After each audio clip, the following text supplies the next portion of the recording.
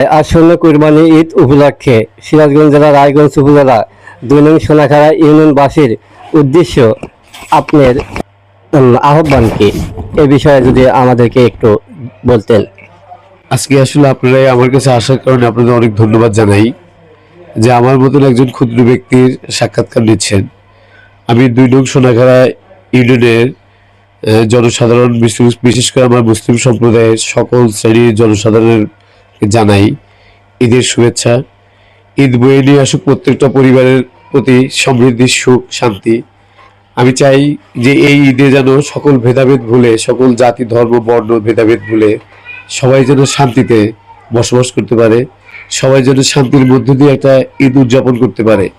বিগত সময়ে যে সমস্যাগুলো ছিল সেগুলো যেন না হয়, হানাহানি, কোনো বিশৃঙ্খলা পরিবেশ তৈরি না হয়, সবাই যেন শান্তিতে ঈদটা উদযাপন করতে পারে।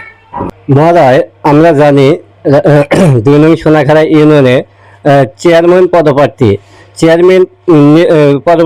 হিসেবে নির্বাচিত হওয়ার পর আপনি জনগণকে কি সেবা দিবেন এবং আপনার দ্বারাই জনগণ কি উপকৃত থাকবে, এ বিষয়ে যদি আমাদেরকে একটু জানাতেন।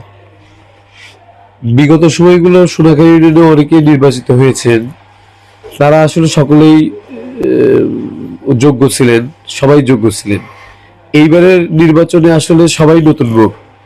আমিও তাদের মধ্যে একজন সাধারণ প্রার্থী। আমি একজন সাধারণ কৃষক মধ্যবিত্ত পরিবারের সন্তান। আমি আসলে চেয়ারম্যান না, এদের সেবক হতে চাই, মানে সোনাখাড়া ইউনিয়নের জনগণের একজন সেবক হতে চাই। আমি চাই সোনাখাড়া ইউনিয়নের যত জনসাধারণ আছে তাদের মধ্যে যেন একটা সুবন্টন হয়। যে সুবিধাগুলো বাংলাদেশ সরকার যে সুবিধাগুলো জনগণকে দেয়, সেই সুবিধাগুলো আমি জনগণের দ্বার প্রান্তে পৌঁছে দিতে চাই। কোনো গোত্র ব্যক্তি বিশেষের জন্য না, সাধারণ মানুষ, মধ্যবিত্ত মানুষ, গরিব শ্রেণীর মানুষের যে হক, সেটা আমি আদায় করে দিতে চাই। আমি আসলে চেয়ারম্যান না, একজন সাধারণ মানুষ হিসেবে সাধারণ মানুষের পাশে একজন সেবক হিসেবে থাকতে চাই। সরকারি যে প্রণোদনা কার্ড আসে, এই কার্ডগুলো কি, এবং আপনি যদি চেয়ারম্যান পদপ্রার্থী হিসাবে নির্বাচিত হন তাহলে আপনি কি করবেন এই গরিবদের মাঝে, এই বিষয়ে যদি আমাদেরকে একটু জানাতেন। আপনাকে অনেক ধন্যবাদ। এই বিষয়টা অত্যন্ত গুরুত্বপূর্ণ একটা প্রশ্ন করেছেন আপনাকে। আসলে আমার জানা মতে সরকারের বিভিন্ন স্তরে কার্ডগুলো দেওয়া হয়। বয়স্ক ভাতা, বিধবা ভাতা, পঙ্গু ভাতা, টিসিবি কার্ড, 30 টাকা কেজি চাউল। আমি যতটুকু জানি একটা ইউনিয়নে কমপক্ষে প্রায় 7 থেকে 8 হাজার এই ধরনের কার্ড আছে। আমি যতটুকু জানি আমার সোনাখাড়া ইউনিয়নে 22 গ্রামে হয়তো 5 থেকে 7 হাজার পরিবার আছে। আমি অত্যন্ত হতাশাগ্রস্ত যে বিগত সময়ে যে চেয়ারম্যানগুলো আমাদের ইউনিয়নে নির্বাচিত হয়েছেন, যে সাধারণ ইউপি সদস্যরা নির্বাচিত হয়েছেন, এটা কিভাবে তারা বন্টন করেছেন আমার বোধগম্য না। কারণ এই 6,000 পরিবারের মধ্যে তো আমিও একজন, তাহলে আমার কার্ডটা কোথায় গেল? যদি সাধারণ জনগণ, সাধারণ মানুষ, এই সম্মানিত ভোটারবৃন্দ যদি আমাকে সুযোগ দেয়, এই ইউনিয়নে একবার সুযোগ দেয়, আমি এটাকে অবশ্যই সমবন্টন করব।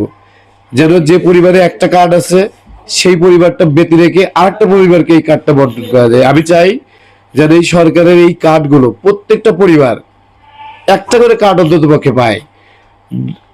ধনিক শ্রেণীর মানুষগুলো কম, মধ্যবিত্ত এবং গরিব শ্রেণীর মানুষগুলো যেন এই কার্ডটার সুবিধা বেশি পায়। আমি অত্যন্ত হতাশাগ্রস্ত যে বিগত সময়গুলোতে যে কয়েকদিন আগে আমাদের ঈদ প্রণোদনা 10 কেজি করে চাউল দেওয়া হয়েছে। আমি যতটুকু জানি হয়তো শুধু আমাদের ইউনিয়নে না, সারা বাংলাদেশে কোথাও এই সুবন্টনটা হয় নাই। কারণ যাদেরকে চাউল দেওয়া হয়েছে অনেকেই তাদের হকদার, আবার অনেকেই পেয়েছে 10টা 5টা করে।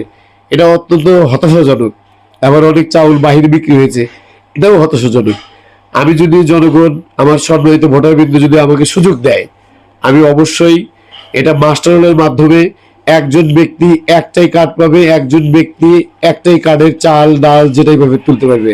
একজন ব্যক্তি কখনোই 2টা 5টা তুলতে পারবে না, এটা আমি অবশ্যই দেখব। এবং আমি সরকারের ঊর্ধ্বতন কর্তৃপক্ষ যারা আছে তাদেরকে নিয়েই, তাদের সহযোগিতা নিয়েই এটা আমি সমবন্টন করব। আমি আরেকটা কথা আপনাদের মাধ্যমে জানতে চাই, যদি সৃষ্টিকর্তা আমাকে সুযোগ দেয়, জনগণ যদি আমাকে ভোট দেয়, আমি যদি নির্বাচিত হতে পারি, আমি কথা দিচ্ছি, আমি নির্বাচিত হওয়ার পরে যদি 2 ঘন্টা আমার আয়ু থাকে, আমি মাত্র 2 ঘন্টা বেঁচে থাকি, আমি ওই 2টা ঘন্টা সাধারণ মানুষের জন্য কিছু করে যাব। আমার একটা স্বাক্ষর, চেয়ারম্যান হিসেবে একটা স্বাক্ষর যদি একজন গরিব মানুষের উপকার হয়, আমি ওই স্বাক্ষরটা দিয়ে মরতে চাই। সবাইকে ধন্যবাদ। ধন্যবাদ সবাইকে, সবাইকে আবারও ঈদ মোবারক।